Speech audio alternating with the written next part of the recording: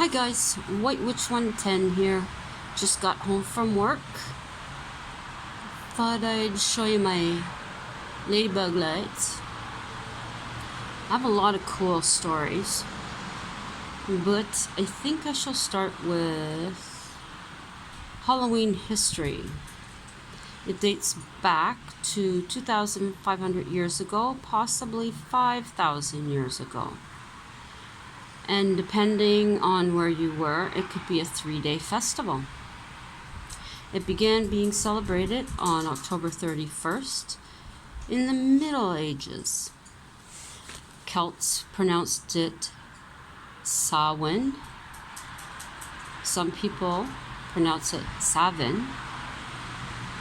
And for others, Halloween. This was a time of the year when excess animals were slaughtered for food for the winter. Minimal of animals were left for breeding purposes in the spring. Now, the household fireplaces, were extinguished before the main celebration of this. Now, from the bonfire, all the households would have their fireplaces relit, or they would light them by friction. It was a time of year when debts were paid, taxes were paid, and they considered this the beginning of a new year, starting in November. They wanted to know, if you wanted to know what the year ahead held, you would have divination tools that would tell you, and someone would perform this for you. Early Christianity was convinced that people's nature deities were evil. Pope Boniface IV wanted his people to convert to Christianity. Now, children and the poor began souling, which is offering prayers for the dead in exchange for small cakes house to house. Spices and dried fruit with equal-armed crosses across the cake would be given out. This was the beginning of trick-or-treat. And some people believed that the soul cake, when eaten, released a soul from purgatory. Now, jack-o'-lanterns, that's the next one. And it was believed that someone by the name of Stingy Jack was doomed to walk the earth with a turnip for a lantern. So, he was so bad that he would not be able to get into heaven or hell, and this is why he was doomed to walk the earth. Now, in the beginning, turnips were carved and lit to welcome ancestors, and the faces were to scare away dark spirits. And that is still what we do today, except it's with a pumpkin. But in some places, turnips are still carved, and that's areas in Scotland and Ireland, Germany, and Sweden. Now, bringing their lanterns, early people would gather and act out plays for food or money, which I suppose you could look at as also a form of trick-or-treating, but on a larger scale. Now, to make your pumpkins last longer, never place them on concrete directly. The concrete will suck the moisture out of it, and this makes it decompose faster. Set it on a piece of cardboard. Also, if you have no plans of cooking, although this is on the outside of it, and you have no squirrels or small animals which would tend to eat it, you can spritz it with bleach on the inside and out. It's 4 tablespoons bleach to 16-ounce bottle of water. If you do this every day, especially in the cuts, your pumpkin will last longer. But for something that is more eco-friendly, you could use 1 tablespoon borax to 13 drops of lavender oil. Now the oil has antifungal properties. This will ward off any bad vibes and dark spirits as well. This is the lavender oil. Now, if your pumpkin does start to dry out, you can dunk it in a bucket of water and that'll rehydrate it. Let's see. Okay, the next one is in regards to incantations. As far back as the Middle Ages, parties on Halloween included divination tools such as Ouija boards and tarot cards. The first mention of these is in a Robert Burns 1785 poem called Halloween. People use these traditions, such as charms or chants, to keep malevolent spirits away from their homes. Early Christians believed their type of incantations were sanctified because they were not witches. So any incantations by a witch were thought to be evil. Now these incantations were used for guarding houses and for solving problems. Now you've likely heard people say, "Eye of newt," whisker of a chicken, or whatever. These are old names that were given to herbs. So it's herbs with old witch names for them. Rosemary was called elf leaf. Dill seed, hair of a baboon. Sage was known as toad. Basil, witch's herb. Mustard seed is eye of newt. Catnip, cat's wort. Tarragon is a dragon's wort. Parsley is the devil's oatmeal. Dried apple, fruit of the underworld. Poppy seed is known as blind eyes. Foxglove, bloody fingers. And Spanish moss, Spanish moss, bat's wool. And those beautiful dandelions, swine snout. Morning glory is birdweed. Is that birdweed? No, bindweed. Sorry, I can't read my own writing. And holly leaves, bat's wings. And ground ivy, cat's foot.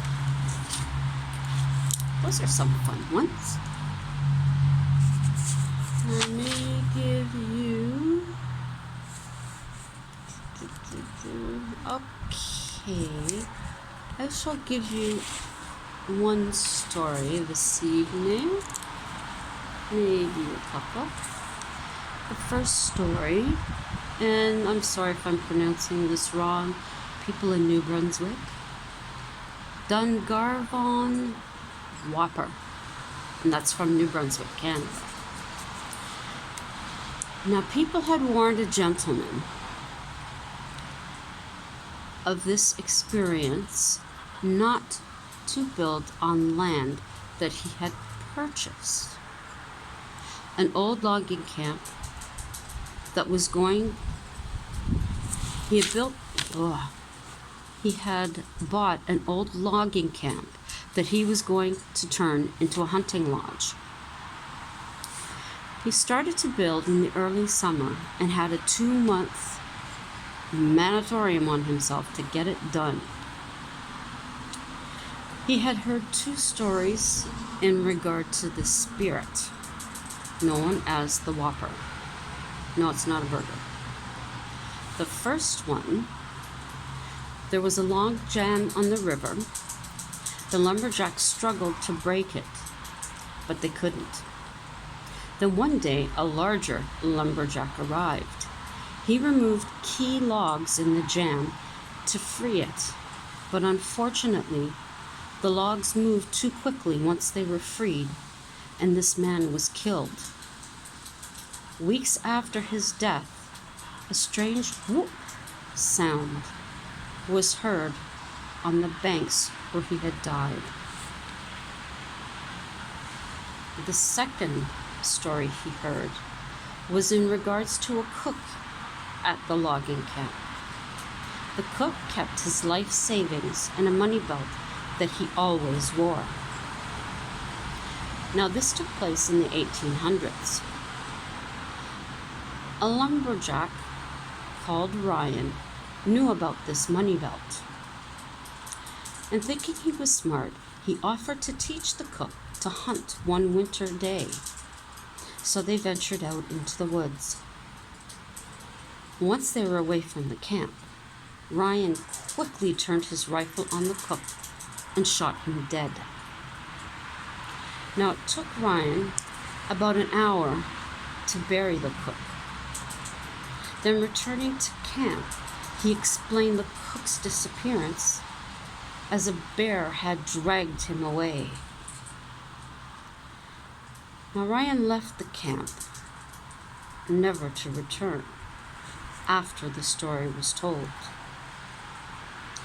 Now, it's said that at sundown, the loggers heard screaming coming from the woods. They recognized the voice as that of the cook. The next morning, they went out and searched diligently for him, but no trace was found. At dusk that night, the scream came again. This went on for many weeks, and in the spring, when the loggers left, they made haste. Now a priest was brought in to rid the land of the spirit, but the spirit was too strong. Residents to this day in the area still claim to hear the scream often. Now this man, whom they don't name, was going to be spending the night at his new lodge with a friend of his who was traveling there. Now, before his friend was to arrive, he decided to go out and do some fishing. He was relaxed, enjoying his day, when he heard a high-pitched howl that came through the air. That brought him to sharp attention. It happened 2 more times. Being terrified and remembering the stories, he took off to the lodge. Upon reaching his lodge, he met his friend. His friend inquired what the noise was. The gentleman grabbed his friend, and they both ran into the lodge. He jammed a 2x4 in the door, believing that would make him secure. As the evening went on, the screams died away.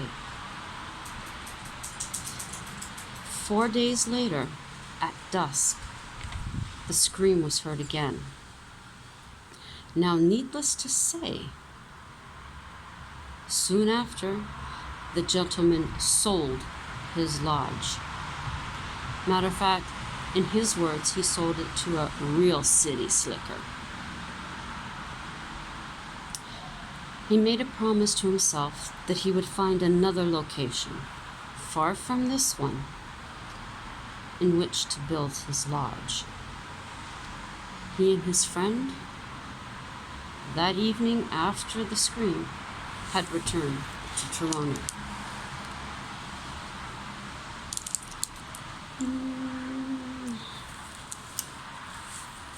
There is another one.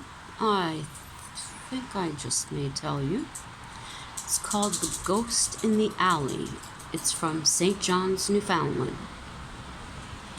Now, there was an alleyway behind a tavern that was known to be haunted by a young girl who had been murdered, and everyone avoided this alley at night. It was said that she took revenge for her death, and that she killed people from out of town. Now, a nasty character walked into the bar and demanded to have drinks. I'm hungry, that's why I said that. And when the bartender wouldn't serve him, he became very upset. But then, not wanting any trouble, he decided best to do it. Now, this nasty character mentioned seeing a pretty young thing in the alleyway. No one said a word to him about the ghost. The gentleman continued to drink, and then he announced that he was going to go into the alley and talk to her. Definitely. No one stopped him. Soon, the people in the bar heard a horrible scream come from the alley. They ran to investigate. It was unnaturally cold, and there was a blaze of light that lit up the alley. The bartender stopped in his tracks and seen this man's body on the ground and the ghost hovering above him, licking her lips. His throat was ripped to pieces. Blood had dripped from her mouth. She vanished shortly after staring at the bartender with wanting eyes. The light vanished with her. Police were called to the scene, and everyone said what had happened. The police did not want to believe, but when so many witnesses had the exact same story, they had no other choice. Needless to say, the bartender resigned and got a job across town. Now, no one enters that alley anymore. Those are this evening's stories. I must have 2 pages stuck together. Yes, I do. I have a lot of cool ones coming up, and they're from my hometown, Toronto.